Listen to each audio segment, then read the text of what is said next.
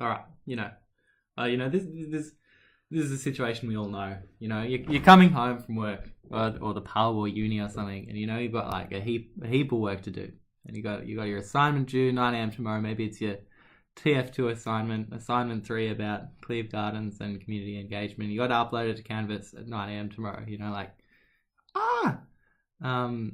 It's going to be a grueling long night, but you're gonna get through it. You don't have anything else planned. You got the time to get through it. You're just gonna do it.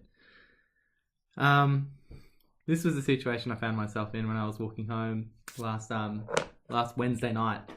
Daylight savings wasn't set to start yet, so it was really dark. It was a dark night. Anyway, so I walked down the street. I opened the gate. I walked down the garden path and I opened the door. Inside, I'm confronted by another situation that we all know. This one's slightly more extreme and panic-inducing than the one we've just been talking about. Entering the lounge room, I was confronted by my two housemates, Florence and Jean Paul, sitting in a clear state of agitation on the couch. Dude, I've cooked it, said Jean Paul. Don't look so serious, matey, haha. Come on, what have you cooked? I replied. I thought maybe he'd cooked some tasty beef stroganoff or something. He's only gone and left the back door open, interjected Florence. Ah, no, you didn't let the bird in, did you? I sighed. You guys know I hate birds. Surely you could have dealt with the bird yourself. Nah, it's not the bird, said Florence. It's something far worse. What? What's happened? What have you let in? I was very curious. It was a ghost, said Florence, clearly very upset. I mean, it's not something you get every day, and it's something that's hard to deal with when you do get it. No one said anything. We weren't quite sure how to proceed. I got really scared about my work. Fuck, guys. How do you let a ghost in? You know how notoriously difficult it is to get rid of a ghost? I have to finish my TF assignment right now. I haven't done nearly enough work on my TF assignment, and the topic is something really interesting. How am I supposed to attempt to respond to a complex and undeniably multi-dimensional issue when a ghost is in my house? If I have neither money nor a room of my own, how am I supposed to write good fiction? Chill out, dude, interjected Florence. You're being a little bit melodramatic. We haven't been in there to try and get rid of it yet. I'd okay what we're waiting for, but who knows? Like maybe it's a really nice and generous ghost and it just wants a snack or something and then it'll go away. Fuck, I don't know about this. Nah, let's give it a shot. Come on, dude. Let's bring the broom and we'll give it a poke. We all went out to the kitchen where the ghost had been quickly locked after gaining access to the house. The kitchen is like a cheap 1970s extension to the back of the house, and clearly the ghost had made its way in through the back door, which opens onto the kind of backyard. So someone left it open, ghost come in, it was bad. We went in, and the ghost was like, this is a really angry ghost, I shouted, as much in kind of disbelief as in fear. Quickly, Jean Paul, shouted Florence, get it with the broom, poke it with the broom. Jean Paul, admittedly rather pathetic attempt to jab the ghost with the broom, was not received well. The monster tore the broom from his hand and flung it at us. Fortunately, the beast, presumably due to its blinding rage, missed, but the broom, spinning at something approaching like 1,000 kilometers an hour, smashed through the kitchen window. Let's get out of here, shouted a clearly terrified Jean Paul. We all ran back to the living room, locking the door firmly behind us, so the ghost could not follow us in. Well, that didn't go very well, said Jean Paul, largely redundantly. Fuck, I replied. I really don't want to do this. I don't have time for this. This ghost is gonna take ages to get rid of. It's gonna take ages. Is there anything we can do? Is there anyone we can call? Asked Jean Paul. Who? The Ghostbusters, I replied. It was a bit of a witty comeback. Nah, said Florence. I don't reckon there's anyone we could find to deal with a ghost of this monstrous. This is an incredibly monstrous ghost. It's an angry ghost and it doesn't want to talk to us. And this made me think of something. This gave me an idea. I thought about a reading we'd been doing in class about monsters. And I thought maybe this could help. After all, what does landscape architecture do if not deal with ghosts? Hang on, guys, I said. I think I have an idea. Oh, what? Asked Jean Paul. Well, it might be nothing, but we're doing this reading in class today about bunyips. Bunyips? What do bunyips have to do with our haunting? This isn't some Richard Weller, Ian McHugh drawing board, shouted Jean Paul, highlighting a surprisingly firm grasp of landscape architecture history. It's not just some map you can roll the yellow trace out over to assert your will. Not some vision you can realize as long as you mediate it through stakeholder consultation. This is a real ghost. We have to deal with a real ghost. Yellow trace isn't gonna fucking get rid of our ghost. I take your point, I said. The last thing I'd want to do is to be accused of being a tourist, but I think the fact that I experienced this issue directly gives me a degree of capacity to operate, I replied. Yeah, fair enough. Grumbled Gene Paul. At the very least, it's worth a shot, I continued. Here, listen to this.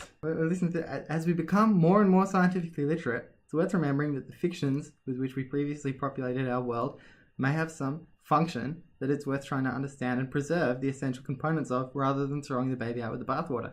So maybe this ghost is a history of something that we've already experienced, and we need to engage with it to hope to deal with it. But how do we do this? This is gold. I think this is going to really help us deal with this ghost. It's really good. Listen to this. It does not matter whether it is true or even whether the explanation is sufficient. It is about the consequences of the idea. If the consequences are good, then the idea should be adopted. Look, here's another one. We still think we can colonize everywhere and everything. Even unbuildable places become wildernesses to trek or mountains to conquer. There is no imagined unvisited place that lies in the language of mythology. Dude, so we think we have everything, but clearly there's this ghost here which has come from somewhere. We need to incorporate it into our space so it can feel comfortable. No wonder it's so angry. It's fucking super stressed out. We're going to go out the back and we're going to make this bunny up a little house. We're going to give this mythical beast a place in our own world, so that it stops freaking out so much, you know? They've even got plans here at the back of the article of how to build one of these bunyip houses. Look, it's just like a little hut. And that means that the bunyip can safely exist between our world and its world, even if it's not real. I mean, obviously it is real because we can see it, but if we can build a relationship between it, ourselves, and our work, then it'll be happy, we'll be happy, and our work will be better. This is a great idea. Quickly, said Florence enthusiastically. Let's run outside and build a ghost house according to these plans. I think there's a bit of leftover timber out there from when we built that pagoda for my birthday party. Yes, said Jean Paul. This sounds like a great idea. I was dubious at the beginning, but now I think we should build a house for this bunyip. And we did. We ran out to the back and got to work. And this process in turn worked for us, it worked for the ghost, who despite itself came out to have a look at what was going on. It was looking at this like, what's going on here? I don't know. This is really interesting. I want to see what's going on. At first it screamed and shouted as it had before. But as it started to see what was going on, that we were building it somewhere to live, it couldn't help but begin to calm down. The ghost was gratified, almost humbled by this gracious display of kindness. And as it moved closer to have an even closer look at what we were producing, its kind of state, its calmer state, began to manifest in its form. The ghost relaxed, shrank to a roughly human shape, and without a word, clearly exhausted, opened the door and went to bed in its new house. It was super chilled out, and we had our kitchen back. So all of this was on my mind as I finally sat down to work on my assignment. How could I not include this ghost that I just built a house for in my assignment? There was a new relationship in my house. There was a relationship between myself, my friends, my work, and my ghost. My work was going to be altered drastically because I had framed this relationship with my ghost in a careful and thoughtful way. This is what I came up with. So, to kick off, we need to do a map. We lay down the yellow trace and we begin to map out the kind of axial alignments of sight. We can see a kind of Union Jack type alignment running through the park and a kind of classic city grid on the other side. This is no good. We don't want this. This type of alignment only supports what's already there, which is kind of mixed-use small businesses and a so-called commons jealously controlled by council. So we get rid of that. We lay down a new set of trace. On this set of trace, we're going to put our set of axial alignments. They're going to be relatively conservative. They're going to be it's going to be a square grid or a rectangular grid of lots. Each of these lots is going to be allocated to a specific group. 25% to Indigenous groups, 25% as commons, 25% to small businesses, and 25% to non-profits. What we can see here is these things filling up, these spaces filling up with stuff as time passes. We're going to get a closer look at that in the next few axos. We can see them interconnecting and spreading. This is one of the lots. We can see the lots being cut up over the park. Here, a group of landscape architects have decided they're going to build a pond. Good for the environment and stuff. They do what they want. Here is the war obelisk. The groups that have been given access to this seem to be building a kind of small shanty town off it. Doesn't seem particularly thoughtful of our veterans, but they own it so they can do what they want. Here we see, oh no, the little pagoda in the middle has been destroyed, and this group of people is building a farm. They're going to grow some vegetables or something and probably eat them or sell them. They can make some money if they want. Here's the final one. This group of people seems to be building a fence around their lot. They can do what they want. Feel free to build a fence. And it looks like in here in the middle, they're building some kind of small house. Maybe they're moving in to live there. Yeah, looks like they're growing some trees and they brought their car in. Here is an example of what happens in between two of these spaces. We see here the pond and the farm producing pond-farm space in the middle.